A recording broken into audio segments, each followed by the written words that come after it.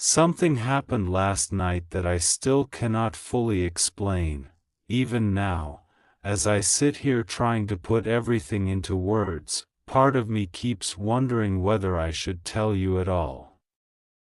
Maybe some secrets are better left buried. Maybe there are truths that do more damage when they finally see the light, but there is one thing I know for certain. Last night, someone who has been carrying a secret for far too long finally decided they could not carry it anymore, and the secret they revealed changed everything. It began with a message. It was late. The kind of late when the world becomes quiet and every little sound seems louder than it should. I was almost ready to put my phone away when I saw their name appear on the screen. For a moment, I just stared at it. There are certain names that can change the atmosphere of a room without making a sound. Their name was one of them. I had known for some time that something was different about them. I could feel it even when they insisted everything was fine. There had always been moments when they seemed distracted, distant, almost as if half of their mind were somewhere else. Whenever I asked what was wrong, they would smile. Nothing. That was always the answer. Nothing. But last night, they finally admitted that there had never been nothing. There had always been something. They asked me to meet them somewhere quiet. I remember reading the message several times before responding. There was something about the way they had written it that made me uneasy. They did not sound angry.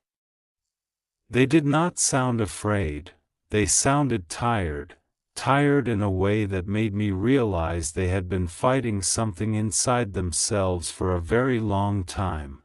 When I arrived, they were already there. They were sitting alone, staring into the distance. For several seconds, neither of us spoke. Then they looked at me and said something I will never forget. I should have told you a long time ago. I asked what they meant. They looked away. I didn't know how. That answer frightened me more than anything else could have, because when someone says they don't know how to tell you something, your mind immediately begins creating possibilities, and none of mine were good. They finally stood up and walked toward me. I need you to listen until I'm finished, they said. Please don't interrupt me. Please don't leave before I tell you everything. I promised. Then they began. They told me that before we met, there had been someone else in their life, someone they had known for years, someone whose presence had once meant everything to them. They told me that relationship had ended badly, not because of an ordinary argument, not because two people simply grew apart. Something much bigger had happened, something that had changed the direction of their entire life. And then came the part that made my heart stop. They told me that person was dead. I didn't know what to say. They watched my face carefully. I didn't kill them, they said quickly. Those words only made the silence heavier. I asked why they had said that. They took a long breath. Because everyone thinks I was responsible. Everyone. That word stayed in my mind. I asked them what they meant. They explained that years ago, the person who had died had been involved in a situation that became increasingly complicated. There were arguments, accusations, broken promises, people taking sides, and on the night everything changed, my soulmate had been the last person known to have spoken to them. The authorities had questioned them, friends had questioned them, family members had questioned them, Even people who claimed to love them had looked at them differently afterward, but there had never been enough evidence to prove that they had caused what happened. The case eventually went quiet. Life moved forward, at least, from the outside. But they never moved forward. They carried that night with them everywhere. Then they said something that confused me. I didn't cause their death, they whispered. But I know why it happened. I stared at them. What does that mean? They closed their eyes. It means I knew something was going to happen. That sentence changed the entire conversation. They explained that on that night, they had received a warning. Someone had told them that something terrible was about to happen. They ignored it. They thought it was manipulation. They thought it was another attempt to pull them into an argument. So they walked away. And afterward, when they learned what had happened, they realized the warning had been real. They had spent years believing that if they had listened, if they had stayed, if they had made one different decision, perhaps everything could have been different. That was the secret they had been carrying, not that they had intentionally caused someone's death, but that they believed their decision had allowed a tragedy to happen. I have replayed that night thousands of times, they told me. Their voice became quieter. Every version ends the same way. I didn't know what to tell them. There are moments when comforting words feel almost insulting because the pain is too complicated for simple reassurance. So I just listened. Then they revealed another secret. They had known me before we officially met, not personally, not in the way I imagined, but they had seen me. They knew things about my life before I ever told them. They knew places I had been. They knew certain details about my past. At first, I thought that was impossible. Then they explained. The person who had died had once been connected to someone in my own life. Someone I had completely forgotten about. Someone whose name I had not heard in years. That was when everything became even more unsettling. I asked why they had never told me. They said they were afraid that if I knew the truth, I would see them differently, afraid that I would think they had approached me for the wrong reasons, and, most of all, afraid that I would realize our meeting had not been entirely accidental. That sentence stayed between us. I asked them what they meant. They looked directly at me. I was supposed to stay away from you. My stomach tightened. Why? Because you were connected to the secret. I didn't understand. They explained that after the death, they had spent years trying to understand what had really happened. During that search, they discovered a connection between the person who died and someone from my past. That connection eventually led them to me. At first, they only wanted answers. They wanted to understand why certain things had happened. They wanted to find out whether I knew anything. They never expected to become emotionally attached. They never expected me to become important. And they certainly never expected to fall in love.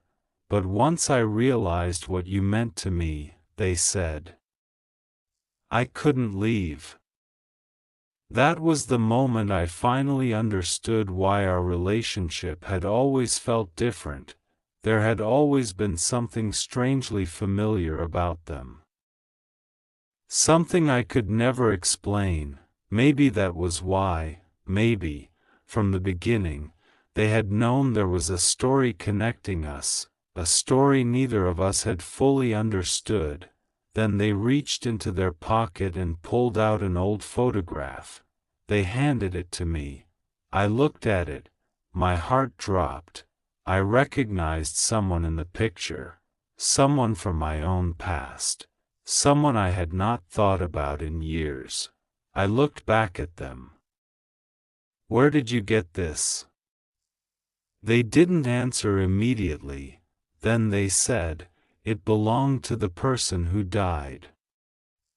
I felt the entire world become strangely quiet. They explained that the photograph had been found among old belongings. On the back was a date. A date that meant something to both of us, a date connected to a moment from my childhood, a moment I had almost completely forgotten, and suddenly, memories began returning, small memories, a conversation, a place, a face, a feeling, pieces of something I had never understood. They told me that the person who died had been investigating the same mystery before their death. They had discovered that someone had been hiding information for years, someone close to them, someone they trusted, and the night they died, they had planned to reveal everything. But they never got the chance. My soulmate looked at me and said, "That's why I was scared to tell you." I asked them what they were scared of now. Their answer was simple, that whoever kept the secret before might still be watching. Neither of us spoke for a while. The strange thing is that fear didn't immediately take over. Instead, I felt something else, clarity. For the first time, so many strange moments from the past began to make sense. The unanswered questions, the sudden disappearances, the phone calls that ended whenever I walked into a room, the people who refused to discuss certain names.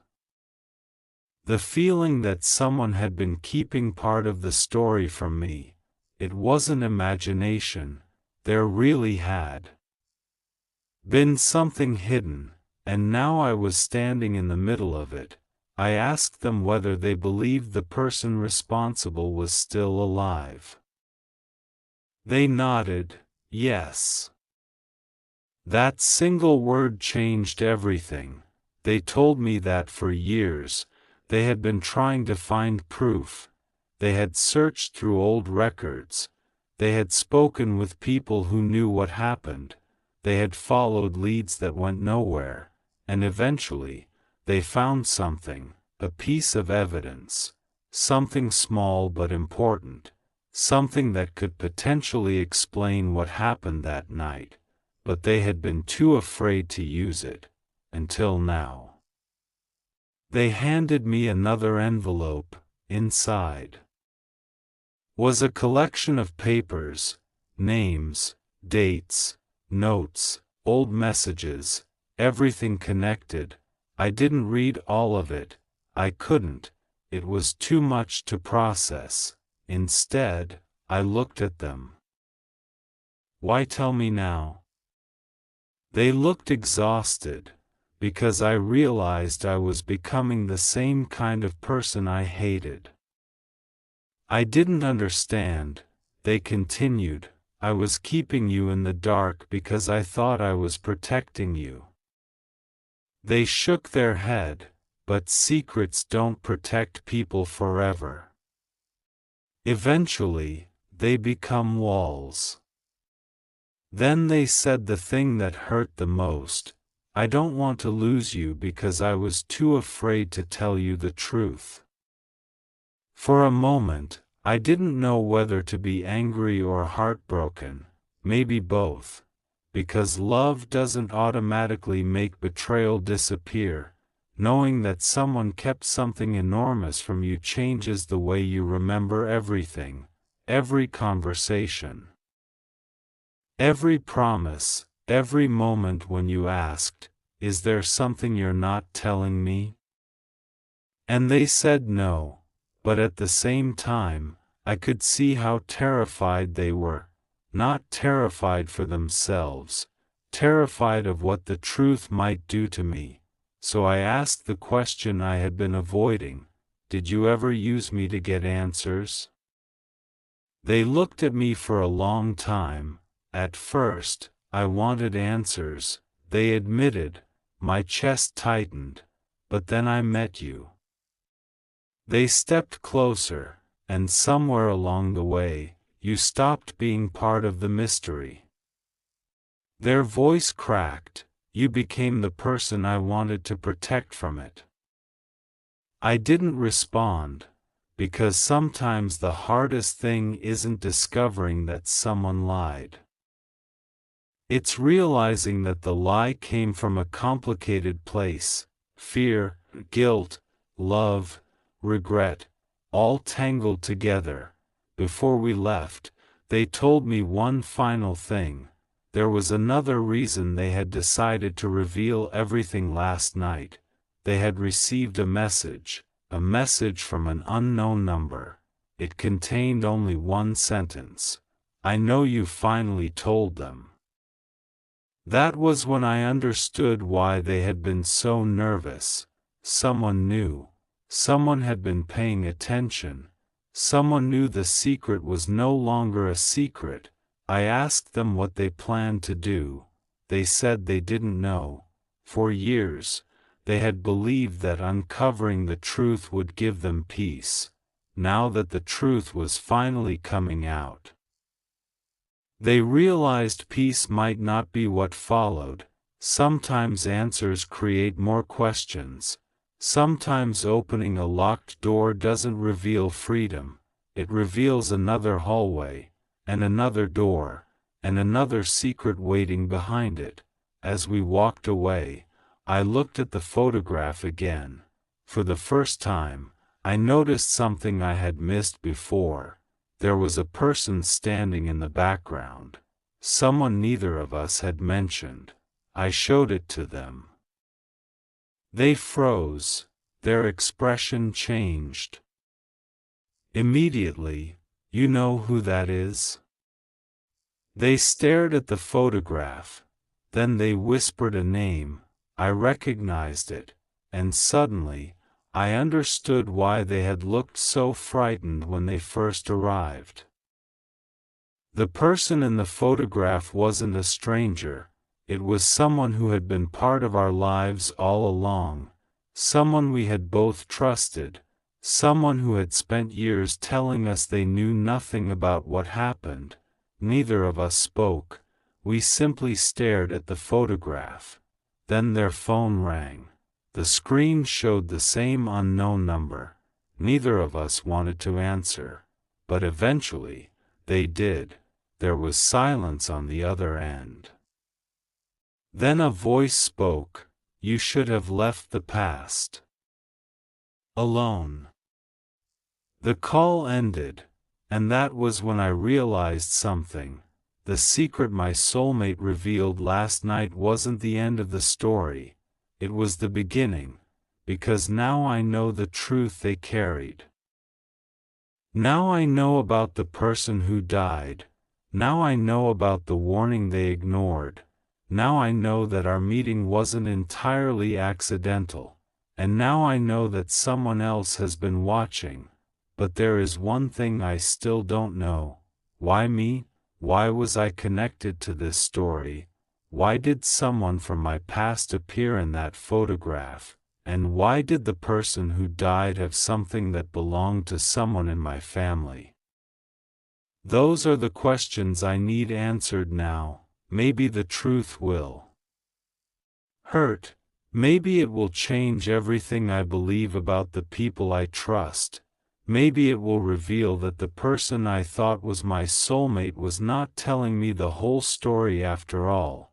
But last night taught me something I will never forget.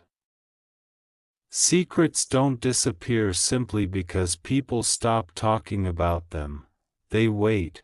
They survive in photographs, old messages, forgotten memories, and unanswered questions. And sometimes, after years of silence, they find their way back into your life. Sometimes they arrive in the middle of the night, sometimes they arrive through a person you love, and sometimes the person standing beside you is carrying a truth so enormous that revealing it can change both of your lives forever. My soulmate finally told me their shocking secret last night. They weren't responsible for the death, but they were there. They knew something was coming. They walked away, and they spent years believing that choice was unforgivable. Now I know why they were afraid. Now I know why they kept looking over their shoulder. Now I know why they never wanted me to ask too many questions about the past. And I know one more thing. The story isn't over, because somewhere out there is the person who knows what really happened. Someone who has been silent for years. Someone who just learned that the secret has finally been revealed. And if the message we received last night is any indication, they aren't going to let the truth come out easily. But this time, we aren't running from it. This time, we're going to find the answers. Not because we want revenge, not because we want to punish anyone, but because the truth has been hidden for too long. And after everything that happened last night, I don't think either of us can pretend anymore. The past has finally caught up with us, and whatever happens next, we are going to face it together. The next morning, I woke up with one thought repeating over and over in my mind. The phone call, that voice, those words. You should have left the past alone. I kept trying to convince myself that maybe I had misunderstood what happened. Maybe the fear in my soulmate's eyes had made everything feel more dramatic than it really was. But then I remembered the photograph, the person standing in the background, the person we both recognized, and suddenly, pretending everything was normal became impossible. I reached for my phone. There was a message waiting. No name, no number I recognized, just a photograph. I opened it. My heart sank. It was the same location from the old photograph, but this picture had been taken recently, very recently. Someone had returned there. Someone had taken the photograph knowing exactly what it meant. And beneath the picture was another message. You are closer than you think. I stared at the screen for what felt like forever. Then I called my soulmate. They answered almost immediately. You got it too, didn't you? I didn't need to ask what they meant. Yes. There was silence. Then they said, we need to talk. We met later that day. This time, there were no dramatic introductions, no mysterious envelopes, no attempts to soften the truth. We both knew we had crossed a line. Whatever happened next, there was no going back. They placed the old photograph on the table. Then they placed the new photograph beside it. Look carefully, they said. I did. At first, I couldn't see anything. Then I noticed it. In both photographs, there was something in the background. A building, a small structure that looked insignificant, but my soulmate pointed toward it. That wasn't there by accident. I asked what it was. They explained that years ago, the person who died had rented a small room in that building. It was one of the places where they kept documents and personal belongings, a place almost nobody knew about, except someone did. Someone had known about it then, and someone had returned there now. We decided to go, not because it was necessarily a good idea, but because every unanswered question seemed to lead us back to that same place. When we arrived, the building looked completely ordinary. That was the strangest part. There was nothing about it that suggested it had ever been connected to a secret. No warning signs, no locked gates, no dramatic evidence waiting for us, just an old building surrounded by silence. My soulmate stopped before the entrance. I haven't been here in years. I asked whether they were sure we should go inside. They nodded.